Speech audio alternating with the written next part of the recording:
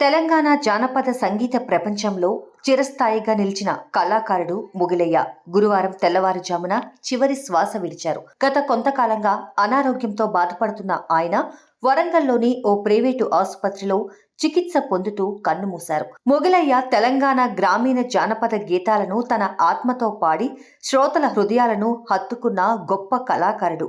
ప్రత్యేకించి తెలంగాణ సంస్కృతి సంప్రదాయాలతో విడుదలైన బలగం సినిమాతో ఆయనకు మంచి గుర్తింపు వచ్చింది. ఈ సినిమా క్లైమాక్స్ లో మొగిలయ్య పాడిన భావోద్వేగపూరిత పాట ప్రేక్షకులను కదిలించింది.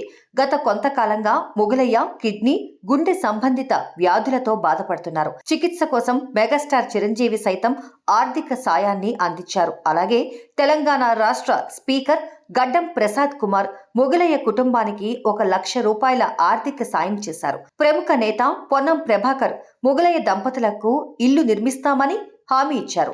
మొగిలయ్య మృతితో జానపద సంగీత ప్రపంచం ఒక గొప్ప కళాకారుడిని కోల్పోయింది. మొగిలయ్య స్వగ్రామం దుగ్గొండిలో విషాద ఛాయలు అలుముకున్నాయి. బలగం సినిమా దర్శకుడు వేణు, నిర్మాత దిల్ రాజు ఆయన మరణంపై సంతాపం తెలిపారు. మొగిలయ్య తన జీవితంలో పలు పురస్కారాలు అందుకున్నారు.